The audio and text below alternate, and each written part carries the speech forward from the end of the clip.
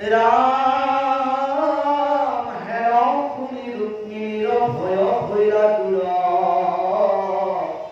আনন্দে উজ্জ্বল মুখ হরি খব্র সুর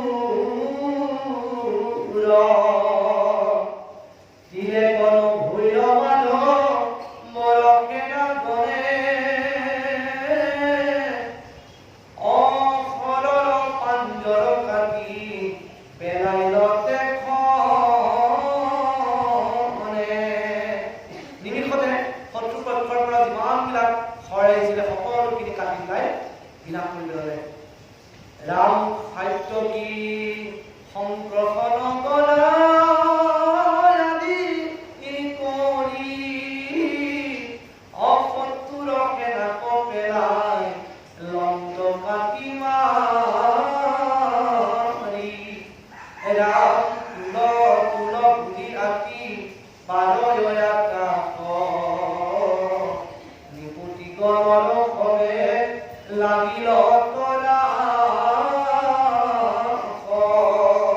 যিমানবিলাক অস্ত্ৰ ৰজাসকলে নিক্ষেপ কৰিছিলে সকলো অস্ত্ৰ নিমিষতে সকলো টুকুৰা কৰি পেলাই তেওঁলোকৰ মাজত ভীতিগ্ৰস্ত হৈ গৈছে। নিপতিকৰণৰ বাবে লাগিল কৰা ভয় ভীতিগ্ৰস্ত ভয়ত সকলো ত্ৰাহিমাণ হৈছে। ৰাম অসংখ্য নাৰাচ হবে আনন্দয়া থাকে হস্তি হয় ৰথ কপ ডাকে যাকে ৰাম নাম বলে আচুৰি বল ভদ্ৰে টানি টানি মুখলে টুবায়া সংঘৰিয়াই আনে ভূমি আনফালে কি কৰিছে বলৰামে নাঙল দি পেলাই একফালৰ পৰা মানে তাৰ টানি ঘূৰা কৰিছে হস্তি কৰিলে আজুৰি পেলাই মাৰিছে। ৰাম ৰুক্মিণী সহিতে চলি লংকন মালি অচতুবীৰ গণে খবে নৈতান্ত নিদলি মাধৱে বুলন্ত কেনে দেখিয়া সুন্দৰী আমাৰ অকেনা কপুন জনকৰিয়ে কৰি হে ৰুক্মিণী চোৱা আমাৰ সেনাৰ সন্মুখত কোনোবা আৰু থাকিব পাৰেনে? ৰাম হেন শুনি ৰুক্মিণী শিল মুচুকাই মধুৰ বচনে মাতি লক্ত মুখ সচাই প্ৰণামী বুলন্ত প্ৰভু পুনঃ প্ৰাণদেৱ তোমাৰ অখেনাক জানো সমনাইকে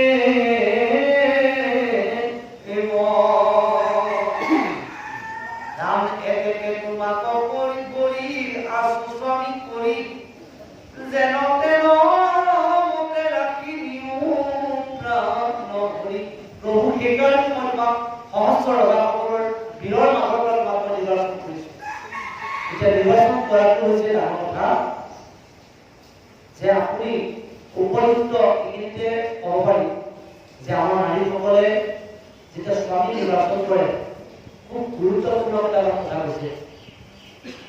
যেতিয়া লক্ষীয়ে স্বয়ংবৰক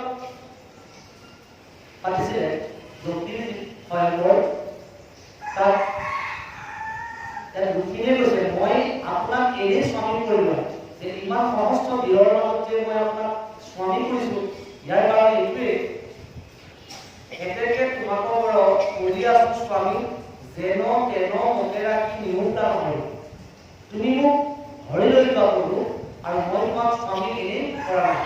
স্বামী নিৰ্বাচনৰ ক্ষেত্ৰত আমাৰ ভাগৱত এটা সিদ্ধান্ত দিছে যিসকল আৰু সংসাৰ হ'লেই আৰু যিসকলৰ হ'বলগীয়া আছে এজন স্বামীৰ কি কি থকাৰ প্ৰয়োজন।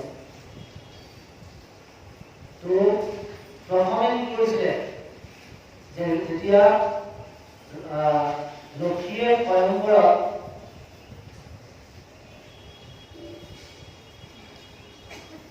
নিজৰ স্বামী নিৰ্বাচন কৰে তেতিয়া শুক্ৰাচাৰ্যৰ প্ৰথমে ওচৰলৈ গৈছিলে।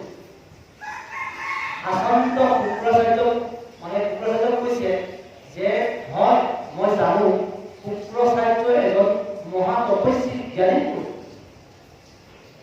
এই কথাটো কোনো অকণো মানে দ্বিমত নাই। শুক্ৰাচাৰ্য এজন পৰম জ্ঞানী পুৰুষ, এজন পৰম তপস্বী লোভনিষ্ঠ প্ৰাণী। এওঁ লোভৰ বশৱৰ্তী হৈ মানে যিখিনি কৰ্ম কৰে যদি স্বামী বৰণ পুৰুষ এওঁ একমাত্ৰ কামাতুৰ আৰু লোভনিষ্ঠ প্ৰাণী। এওঁ যদি মানে বুদ্ধিয়ে বুদ্ধিয়ে সুবিধাই যদি মই জীৱন মাৰো কেতিয়াবা অভিশাপ দিয়ে মাৰি পেলাব। গতিকে আমি এনেকুৱা ব্যক্তিক যদি স্বামী বৰণ কৰা হয় তেতিয়া কি হ'ব? জীৱনটো দুৰ্বিষহ হ'ব। গতিকে এওঁ স্বামীৰ উপযোগী নহয়। দ্বিতীয়তে তাৰ চলাই আহিছে পৰশুৰামৰ চলাই আহিছে। পৰশুৰামক কৈছে যে আচলতে পৰশুৰাম গৃহস্থীৰ মতি। পৰশুৰাম এজন ভগৱন্ত পুৰুষ, তেওঁ এজন জ্ঞানী পুৰুষ, তেওঁ পৰমেশ্বৰ। তেওঁ কি কৰিছে? তেওঁ ধৰ্মৱতী। তেওঁ ধৰ্ম ৰক্ষাৰ কাৰণে নিজৰ পিতৃৰ বাক্য পালন কৰি মাতৃ ৰেণুকাৰ মানে শিৰচ্ছেদ কৰিছে। কিন্তু এওঁ এজন নিৰ্দয়ী পুৰুষ। এই নিৰ্দয়ী পুৰুষে কেতিয়াও কি কৰিব? নাৰীৰ মমতাৰ কথা কোনোদিন কেতিয়াও বুজি নাপাব। গতিকে নিৰ্দয়ী ব্যক্তিসকলক যদি স্বামী বৰণ কৰা যায় তেনেহ'লে জীৱনটো শান্তি নহ'ব। ঠিক তেনেকৈ ব্ৰহ্মাৰ কথা আহিছে যে ব্ৰহ্মাই কামাতুৰ নিজৰ দুহিতাৰ ওপৰতে তেওঁ মোহগ্ৰস্ত হৈছিলে। গতিকে কৃষ্ণক সৰ্বত্ৰ সম্পূৰ্ণ হিচাপে চাই আৰু বৰণ কৰিছিলে। গতিকে ৰুক্মিণীয়ে কৈছে যে মই তুমি উপযুক্ত হিচাপে মই তোমাক স্বামী বৰণ কৰিছো। গতিকে তুমি মোক কৃপা কৰিবা আৰু তুমি মোক লৈ যাবা। ইয়াত মোৰ এইখিনি বিশ্বাস আছে।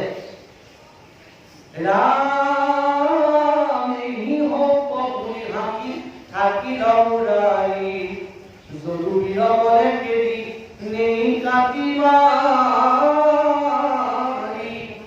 বাহুল মাহু ভূতৰথী সাৰথী ৰখিলে ঢাকিলে পৃথিৱী দেখি নীৰত তৰে কিৰিটি কুণ্ড হবে আছে খালি খালি তাৰা যেন জিকি পৰে পূবে বকুণ্ড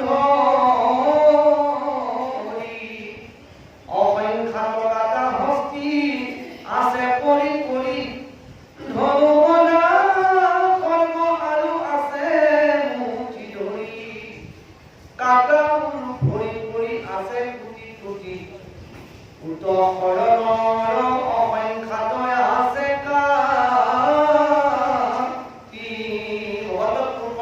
অস্ত্ৰৰে গৈ শত্ৰুপক্ষৰ এফালৰ পৰা কাৰোবাৰ কঁকাল, কাৰোবাৰ মূৰ, কাৰোবাৰ হাত, অংগ প্ৰত্যংগবিলাক কাটি বিনষ্ট কৰি পেলাইছে। ৰাম ভয়ংকৰ ৰণস্থলী চাহন গাড়ী আছু পথ জীৱতাপ দেখি ধাতু অধ্যয়ন দেখি যতে কণী প্ৰতি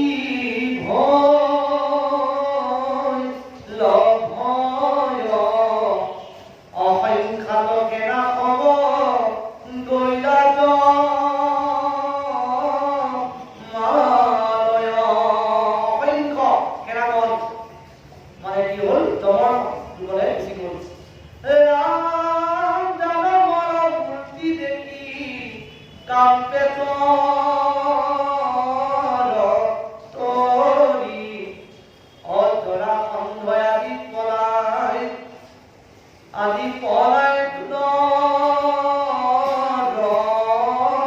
ধৰি ৰাজাগণ পলাই যায় আতি ভংগে অদেখি যত বীৰগণে দেখে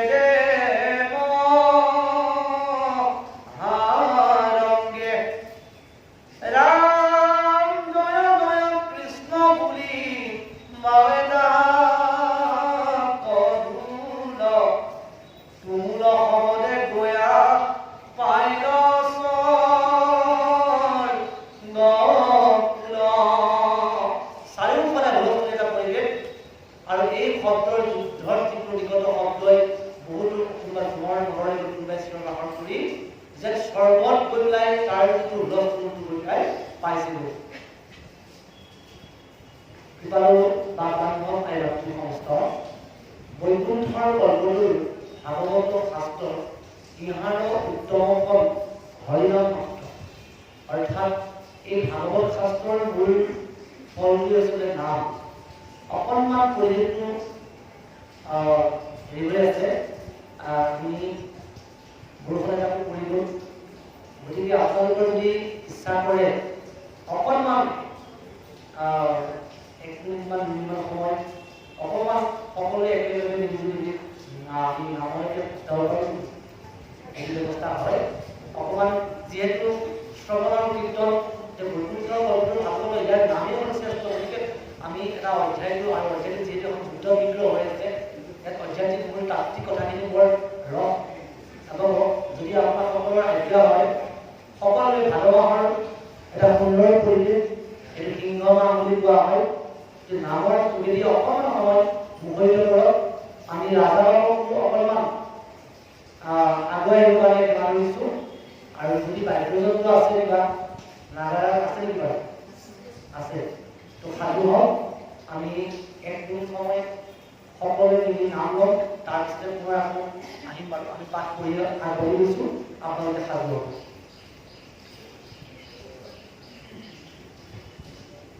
গতিকে চাৰিওফালে যিটো হুলস্থুলীয়া পৰিৱেশ, এই শব্দই গৈ স্বৰ্গতে ভেদ কৰিছে। তাৰ পাছত কি হৈছে,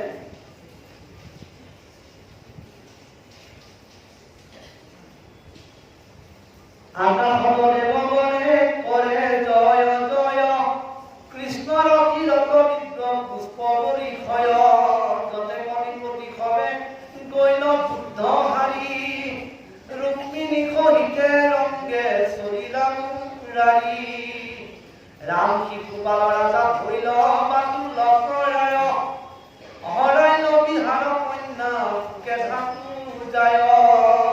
যেন জোৰণৰ কন্যাকে কোনোবাই হৈ গ'ল, মানে এনেকৈ যুদ্ধখন হৈ পেলাই কি কৈছে, তুমুলক আকাশত দেৱগণে কৰে জয়, ভগৱন্ত পুৰুষৰ যেতিয়া জয় আৰু দৈত্য দুষ্টসকলৰ পৰাজয় দেখা পায়, আকাশত দেৱতাসকলে জয় জয় ধ্বনি কৰিছে, পুষ্প বৰ্ষণ কৰিছে, আৰু লগে লগতে যতেক নিপতিষৱে গৈলা যুদ্ধত হাৰি পেলাই সকলো কৰাই পতন দিলে, ৰুক্মিণীক সহিতে ৰংগে চলিলা মুৰাৰী, আৰু ৰুক্মিণীক লগত লৈ ভগৱন্ত পুৰুষে আনন্দ মনে আগবাঢ়ি গৈছে।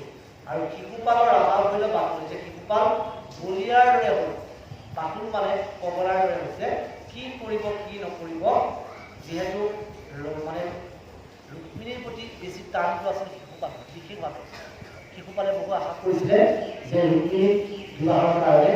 যেতিয়া সন্মুখত কৃষ্ণই ৰুক্মিণীক ধৰিল, তেতিয়া পগলাৰ দৰে হৈ যুদ্ধত আনফালে হাৰিলে, তেতিয়া কি কৰিছে, কৈছে ৰাম শ্ৰীহত ভৈল মনে নখন্দয় দুখ,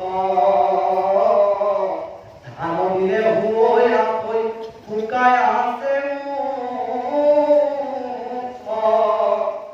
জৰাখণ্ডয় আদি ৰাজা ভূয়াই কথাই, অপাছে তাক খবে গয়া বুলিলা বুজা।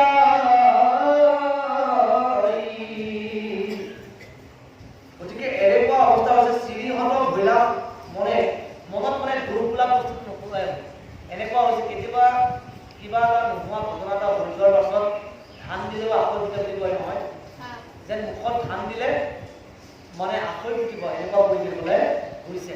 আৰু উপায় নাপাই গ'লে কি কৰিছে, যে জৰাখণ্ডকে প্ৰমুখ্য কৰি আৰু দুষ্টসকলৰ যেতিয়া বিপদত পৰে মানুহে, যদি সাধু সন্ত হয়, সেইসকলে কি কৰিব, সজ্জনসকলৰ সংগ ল'ব। বিপদৰ মুহূৰ্তত আপুনি কাৰ আশ্ৰয় লৈছে সেই ডাঙৰ কথা। বিপদত যেতিয়া আপোনাৰ জীৱনলৈ বিপদ আহে, তেতিয়া যাৰে তাৰে আশ্ৰয় ল'ব নালাগিব। যদি সজ্জনৰ আশ্ৰয় লয়, তেতিয়াহ'লে আপোনাক ভাল উপদেশ দিব, আৰু যদি দুৰ্জনৰ সংগলৈ যায়, আপোনাক বিপদটো হৈ আছে তাতকৈ আৰু বিপদৰ ফালেহে আপোনাক ঠেলি দিব। সেইকাৰণে খুব সাৱধান হ'ব লাগে, যেতিয়া আমাৰ জীৱনলৈ কিছুমান সমস্যা আহে, ঘাট প্ৰতিঘাত আহে, আমি যাৰে তাৰে উপদেশ কেতিয়াও ল'ব নালাগে। এইবাৰ কি কৈছে যে দুজন শিশুপালে যে জৰাসন্ধৰ দৰে দুৰ্যোগে এটা দুষ্টৰ আশ্ৰয় লৈছে আৰু কি কৰিব পিছৰ কথাখিনি চিন্তা কৰিব। বাবুজনক দিলক আৰু নাগাৰাজুৰ উপায় সংযোগ কৰিব আৰু বাপে যাব পাৰি ভাল আছে বজোৱা আছে ভকত আছে যদি ভালকৈ বজাব পাৰে তেন্তে বজাব। বাপে নাম ভাগ মাইক্ৰফোন এটা কৰি দিয়ক, ধৰিলে ভাল পাব। কৃষ্ণ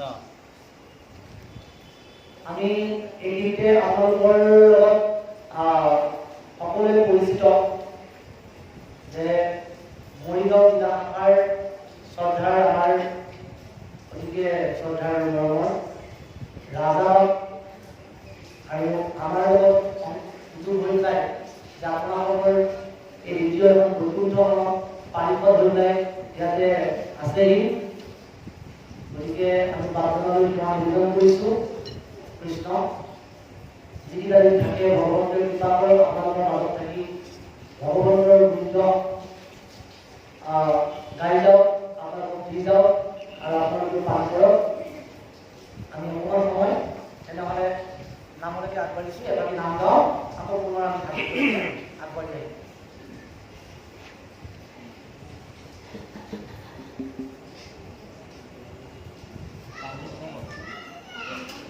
বৰদাসজী কৰি লওক।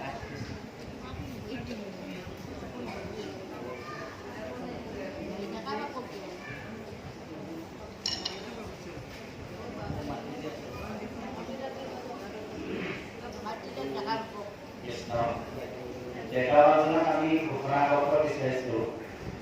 ডেকা বাজনাক আমি নাম কৰি আগলৈ মাতিব কৰিছোঁ।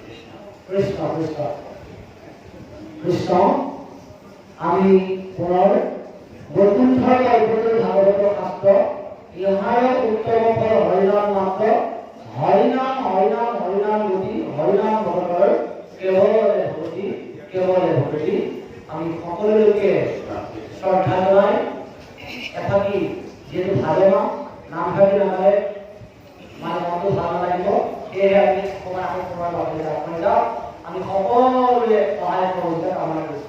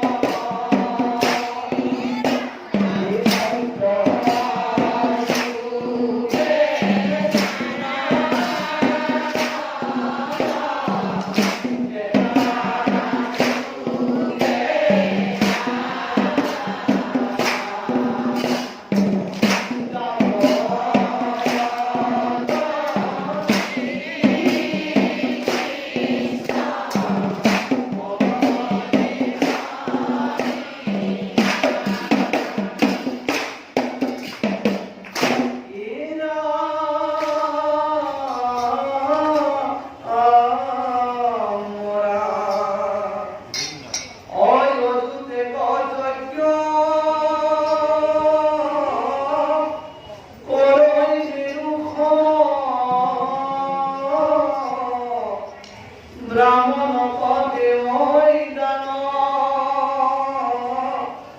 একশত ভাগ গোবিন্দ নামৰ অৰেণু পুনৰিষ